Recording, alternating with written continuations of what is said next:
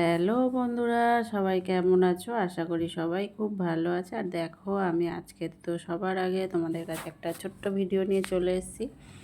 Everyday যেমন নিয়ে আসি তেমন তো নিয়ে চলে এসেছি। আর দেখো কি রান্না করছি, সেটা হচ্ছে পাবদা মাছের ঝাল। আর পাবদা মাছের ঝালটা একদম সিম্পল, খুব ভালো করে মানে কি বলবো, একদম অল্প ঝোল দেব। আর ঝালটা খুব বেশি করব না, কিন্তু তাও এটাকে ঝালই বলবো।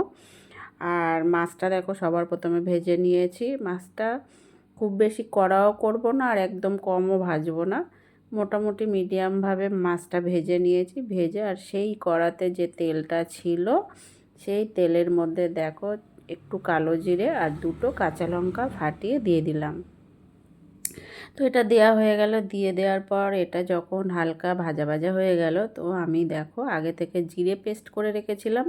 সেই জিরে যে পেস্টটা করে রেখেছিলাম সেটা 2 চামচের মতন দিয়ে দিলাম। 2 চামচ বলতে 4 চামচগুলো হয় না, সেই 4 চামচের 2 চামচ দিয়ে দিলাম।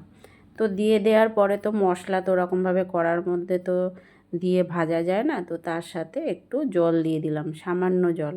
জল দিয়ে দিয়েছি, পরিমাণ মতন লবণও দিয়ে দিলাম। দিয়ে এবার এটাকে একটু ভালো করে নাড়াচাড়া দিচ্ছি। দেখো খুব সুন্দর করে নাড়ছি, কিন্তু নেড়ে চেড়ে এটাকে একটু বেশ হালকা গরম, বেশ ভালো করে ভাজা ভাজা হবে। মানে খুব বেশি আবার ভাজলে কিন্তু জিরেটা পুড়ে যাবে। তো এটা ভাজা হয়ে যাওয়ার পরে একটু আদা বাটা দিলাম। একটু আদা বাটাটা ভালো করে দিয়ে ভালো করে ভাজবো এটাকে। ভাজা বলতে কষাবো। আর দেখো, তেল আর জল দিয়ে মশলা যদি তোমরা কষাও বন্ধুরা, তাহলে কিন্তু তার একটা স্বাদ আলাদা লাগে, খুব সুন্দর। না মশলা বেশি ভাজা হবে, না পুড়ে যাবে। তো যদি আমরা তেলের মধ্যে সামান্য একটু জল দিয়ে যদি মশলাটা ভাজি না, তাহলে দেখবে সেই মশলাটা খুব সুন্দর কষানো হয়, সেটা কিন্তু পুড়ে যায় না। এটা অনেকবারই ট্রাই করেছি। তো দেখো মশলাটা তো আমি কষালাম, কষানোর পরে যখন হালকা আর একটু বাকি আছে, তখন আমি একটু হলুদ দিয়ে দিলাম। হলুদ দিয়ে আবারও একটু জল দিয়ে দিলাম। এবার জল দিয়ে আবারও ভালো করে নাড়ছি। দেখো ভালো করে নেড়ে নেড়ে ভালো করে পরিষ্কার করে কড়ার চারপাশে যেগুলো লেগে থাকলো সেগুলো ভালো করে দেখো ওটা নাড়তে হবে। আর যে কাঁচা লঙ্কাটা দিয়েছিলাম না, কাঁচা লঙ্কাটা কিন্তু খুব বেশি আমি পোড়াইনি তেলের মধ্যে দিয়ে। দেখতেই পাচ্ছ কাঁচা লঙ্কার রঙটা ভালোই দেখা যাচ্ছে। ভালো করে মশলা, হলুদটা কেন আমি অনেক পরে দিলাম, হলুদ দেখবে বেশি যদি জাল হয় না, তাহলে হলুদ একটা কালচে ভাব এসে যায়। সেই হলুদের সুন্দর একটা যে মানে কালার যেটা, সেটা কিন্তু কেটে যায়। ওই জন্য হলুদটা সবসময় মানে তরকারি রান্নার শেষের দিকটায় প্রায় দিতে হয়। অনেকে দেখবে গ্রাম সাইডে যারা দেখবে রান্না করে না, হলুদটা দেখবে আমি দেখেছি বেশিরভাগই হলুদটা একদম শেষে দেয়, কিন্তু আমরা অত শেষে দিই না। মশলাটা একটু কষানো হলেই হলুদটা দিয়ে দিই। তো দেখো হলুদটা দিয়ে তো খুব ভালো করে কষানো হয়ে গেছে বন্ধুরা। আর হ্যাঁ বন্ধুরা, তোমরা কে কোথা থেকে আমার ভিডিও দেখো, ইউটিউব ভিডিও দেখো আমার চ্যানেলে দেখো, আমাকে কিন্তু অবশ্যই কমেন্ট করে জানিয়ে যাবে। আর অবশ্যই সাবস্ক্রাইব আর করে দিয়ে যাবে, তাহলে আমিও কিন্তু তোমাদের চ্যানেলে গিয়ে সাবস্ক্রাইব করে আসতে পারবো, তাই না?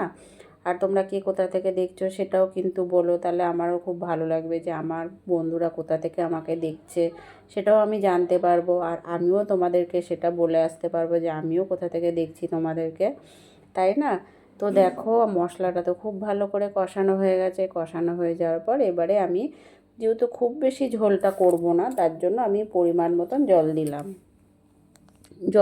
ঝোলটা হচ্ছে নিজের ইচ্ছায়, অনেকে একটু বেশি ঝোল খায়, আমি একটু গামাখা করব, সেই জন্য অল্প জল দিলাম। তো দেখো ভালো করে এটা নাড়াবো, নাড়িয়ে নাড়িয়ে ভালো করে একটু যখন দেখবো ঝোলটা একটু টেনে গিয়েছে, একটু গাঢ় ভাব এসছে, তারপরে আমি মাছগুলো দেব। তো এখন অবধি মাছগুলো দেওয়ার সময় হয়নি বন্ধুরা, এই জন্য তো আমি দিচ্ছি না। আর হ্যাঁ বন্ধুরা, বন্ধু হতে গেলে কিন্তু বন্ধুর ভিডিও দেখতে হবে, আর বন্ধুর ভিডিও দেখারও সুযোগ করে দিতে হবে।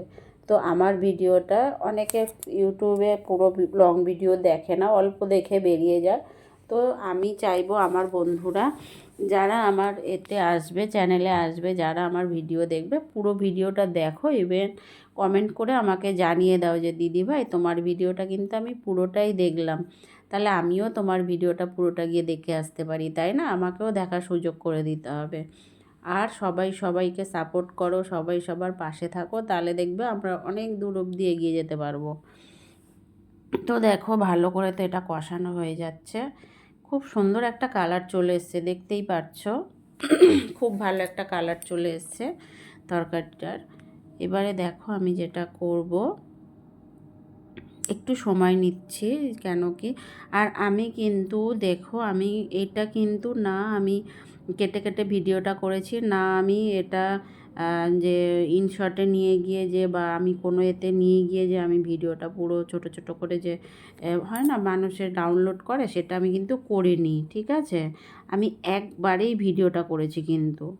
সেটা কেন, আমি আমি খুব কম টাইমে রান্নাটা করেছি।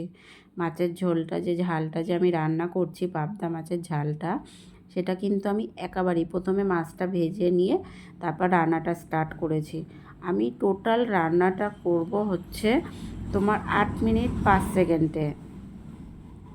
তো দেখো আমি কিন্তু মশলাটা আমার পুরো টেনে নিয়েছে ঝোলটা, আরও একটু জল দিয়ে দিলাম, দিয়ে এবারে এটাকে ভালো করে ফুটাতে হবে। আর তোমরা কিন্তু এর মধ্যে গুঁড়ো লঙ্কাও ইউজ করতে পারো, ধনেপাতাও দিতে পারো, এটা যার যার চয়েস, ঠিক আছে? কিন্তু আমি এতে না গুঁড়ো লঙ্কা দেবো না ধনেপাতা দেবো। এটা অনেকে অনেকে পাবদা মাছের ঝাল করলে আমি দেখেছি, আমি অনেক দিদিভাইদের ভিডিও টিডিও দেখি, তো তো দেখেছি টমেটো দেয়, ধনেপাতা দেয়, গুঁড়ো লঙ্কা দেয়, মনে হয় তাদের সেটা ভালো লাগে, কিন্তু এটা একদম সিম্পলভাবে আমি রান্নাটা করছি। না বেশি জল দেব, না বেশি ঝোল দেব, না বেশি মশলা দেব। দেখতেই পেলে আমি একদম সামান্য একটু জিরে বাটা দিয়েছি। তো দেখো এবার এটা ভালো করে যখন ফুটে উঠবে আমি তখনই মাছগুলোকে দিয়ে দেব। তো আরেকটু আমি ওয়েট করব এখানে, আমি খুব বেশি টাইম নেব না, আমি 10 মিনিটও সময় নেব না রান্না করার জন্য, ঠিক আছে? এবারে আমি দেখো ভালো করে কিন্তু ফুটে উঠেছে, আর কালারটা দেখো কি দারুণ লাগছে। আমি কিন্তু গুঁড়ো লঙ্কা ইউজ করিনি, কাঁচা লঙ্কা আর হলুদ দিয়ে রান্নাটা করছি।